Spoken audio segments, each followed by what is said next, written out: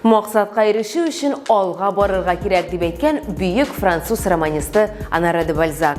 Бүген ымтылышларыбыз һәм мақсатларыбыз турында сөйләшербез. Исәнмесез бу белем дөньясы. Алдағы минутларда. Үзеңне күрсәт. Сәйер балалар һәм яшүсмерләр театрлары фестивалендә нинди яңа исемнәр яңгырады? Балалар белән шундый фестиваль оештырырга кирәк. Аларны сәхнәгә алып менәргә кирәк дигән фикер килде, чөнки сәхнә ул моторлык. Дуслык берләштерә. Татарстанда талантлы укучылар белән нинди эш алып барыла? Дуслык комплексы Республика Олимпиада үзәгенең аерым бер бүлекчәсе булып тора. Ул 2016 елда ачылды һәм шуннан бирле ел әйләнәсе эшли торган лагерь булып тора. Кыймалар һәм машиналар алар өчен киртә түгел. Дәрескә өлгерим дип Казан укучылары нәрсәгә әзер?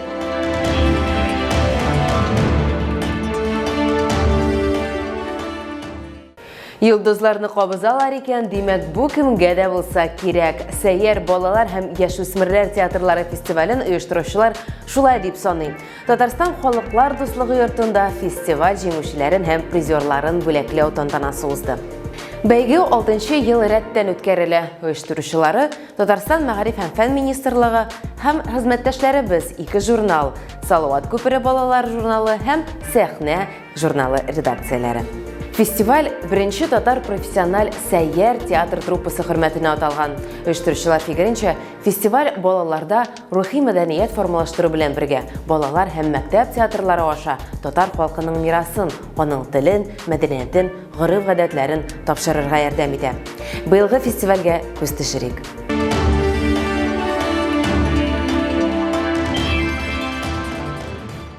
Сәйер, ягъни күчеп йөрүче йолдыз. Бу көннәрдә беренче татар театры исемен йөрткән республика күләм балалар һәм яшүсмерләрнең театр фестивале тәмамланды. 3 яшьтән 17 яшькә кадәрле артистларның чыгышын 4 категориягә бүлеп сайладылар. Ярыш 2 этаптан торды. Беренче этап итеп видео язмалар кабул ителде. Барлыгы 218 гариза. Икенче этап дистанцион форматта узды. Фестивальнең йомаклау өлешендә 100дән артык театр коллективының видео язмалары бәяләнде. Татарстан Республикасының атказанган сәнгать эшлеклесе Зинур Хөснетдиновны Сәйер фестиваленең әтисе дип атарга була. Беренчеләрдән булып бу эшкә ул тотына. Балалар белән шундый фестиваль оештырырга кирәк.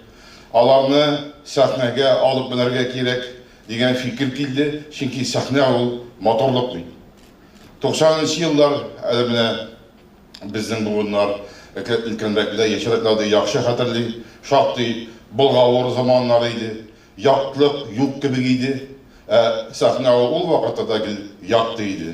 Менә безнең балаларны сәхнәгә яклыкка мингереп, аларның үзләреннән шәшелгән, балкыган нурны күрәсебез килде.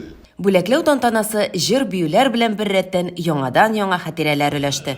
34 җиңүче һәм призер арасында 2 коллектив Гран-при номинациясенә лаек булды. Баулы шәһәренең Бәләкәш дип исемләнгән 5-нче балалар бакчасы балаларының чыгышы һәм Казан шәһәренең Фатиха Аитова исемендәге 12-нче гимназия укучыларының сәләте барысында таң калдырды.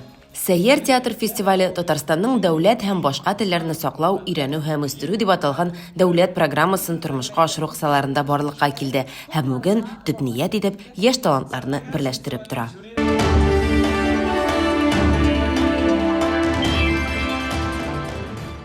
Талантлы укучылар белән башка юнәлештә Олимпиада хәрәкәтендә дә эшлиләр.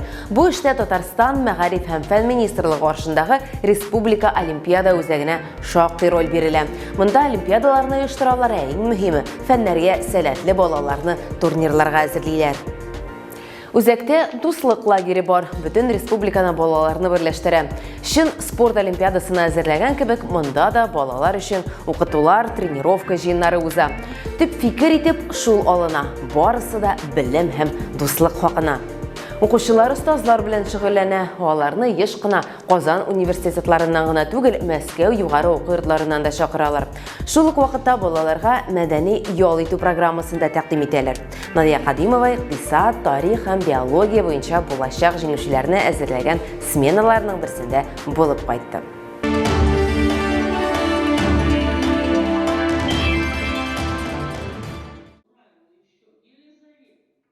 Дуслык, сәламәтләндерү һәм белем бирү комплексы ел әйләнәсе үзендә сәләтле балаларны туплый.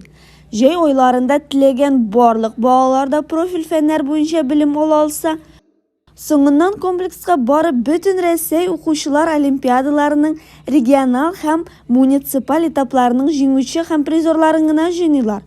Ярчаллы шәһәренең призерлары береге һәр елны килергә тырышалар. Достаточно сложно готовиться к республиканскому этапу Олимпиады, потому что нужно... Олимпиаданың республика этабына әзерләнү шактый авыр, чөнки мәктәп программасы кысаларыннан чыга торган бик зур белем кирәк. Укыту тренировка җыеннары моңа нык ярдәм итә, чөнки Мәскәү, Казан укучылары белән эш алып барыла. Мин беренче тапкыр бу лагерьгә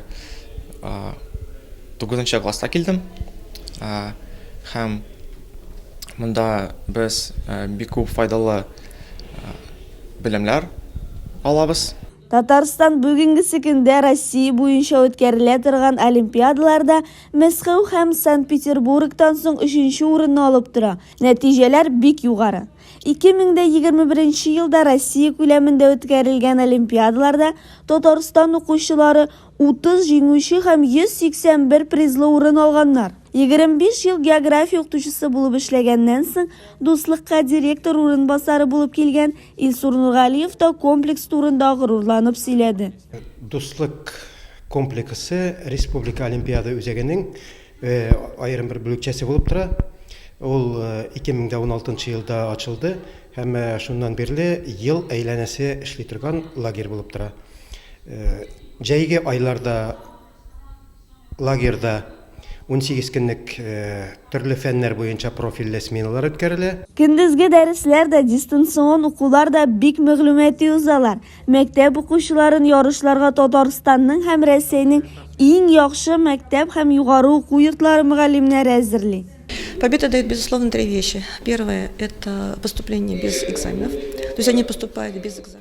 Җиңү һичшиксез кимендә 3 ай бирә. Беренчесе югары уку йортына имтихансыз керү. Ягъни олимпиадаларның йомгаклау этабын уңышлы үтсәң, теләсә кайсы вузга керә аласың. Икенчесе президент гранты.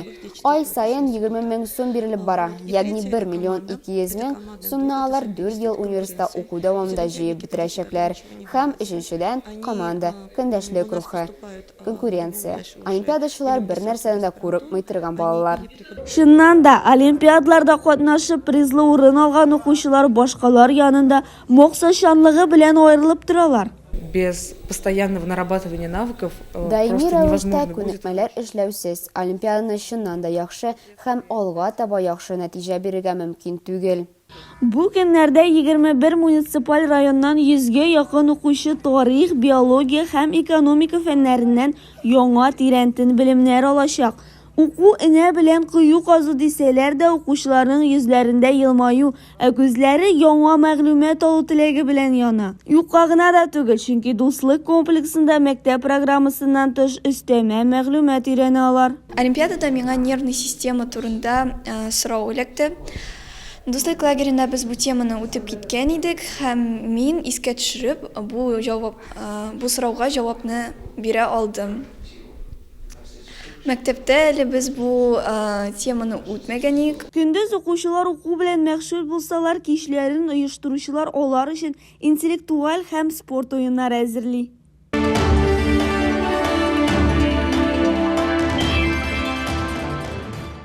Мәктәпкә контроль эшенә өлгерү өчен Казан укучылары нәрсәгә әзер? Әйе, дөрес ишеттегез. Казан балалары укытучылар белән очрашу өчен бар киртәләрендә җиңәргә әзер. Бу хакта Нияз Рахман үзенең кызыклы тәнәфес автор сәхифәсендә сөйләр. Исәнмесез, декабрь айына аяк бастык. Ел ахыры мөгъҗизалар һәм яңа елга көннәрне саный башлыйбыз. Кызыклы тәнәфес сәхифәсе кызыклы вакыйгаларын сезгә күрсәтеп барачак.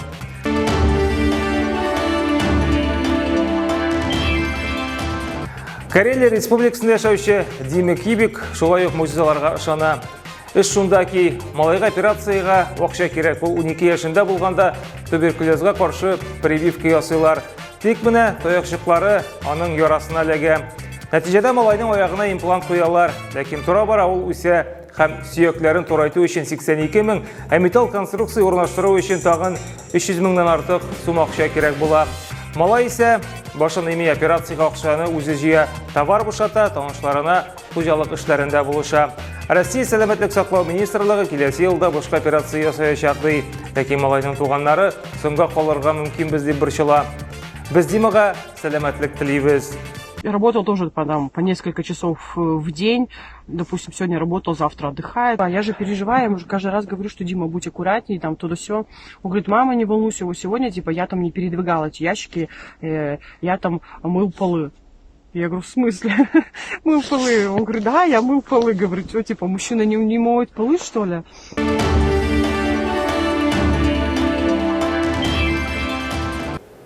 Қозында яшәүче 9 яшьлек Айрат юл транспорт һәлакәтеннән кача.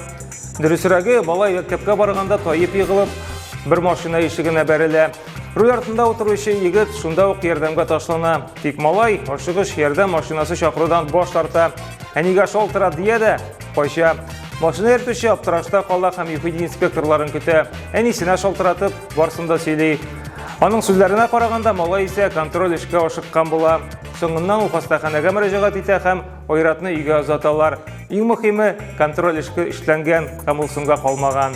Завтра городская контрольная. Ну вот.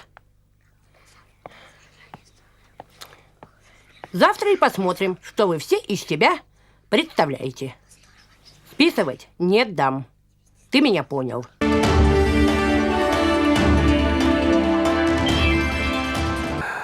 Безнең мәктәп укучылары шул кадәр кырыски, хәтта аларны тимер капкаларда туктата алмый. Әлеге хәл Казанның Завойский урамында булган. Монда балалар мәктәпкә тимер куйма аша сикереп чыгарга мәҗбүр. Биредәге йортларның берсендә юлнан шулай шикләп куйганнар икән.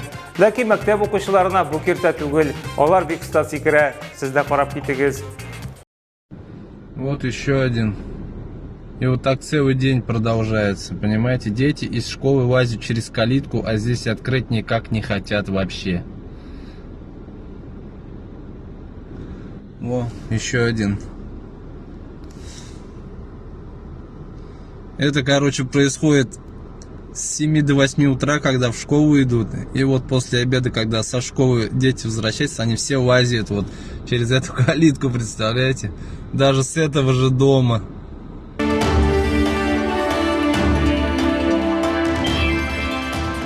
Китапны вакытында кайтарыгыз. Бу китапханада иңгеш яңгырый торган сораулар магайын. Әлбәттә, күп очракта соңга калулар еш була бит. Ә менә Америкада Кой шәһәрендә бер китапны 110 елдан соң гына кайтарганнар. Ул Кент Уингемның Хроники Ребекканың яңа көндәлеге дигән китабы икән. Аны 1911 елның 8 ноябрендә алган булалар. Очраклы рәвештә бары тик әле күптән түгел генә китапханаларның берсендә табалар һәм бойыга кире кайтаралар. Китап үзе өр-яңа кебек диләр, хәтта җыртылган җире дә юк, имеш.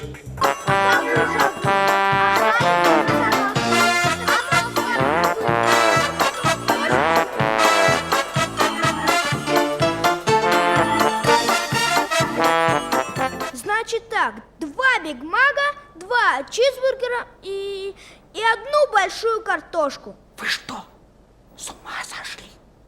Это библиотека. Читальный зал. Ой-ой-ой, извините. 2 Биг Мага, 2 чизбургера и одну большую картошку.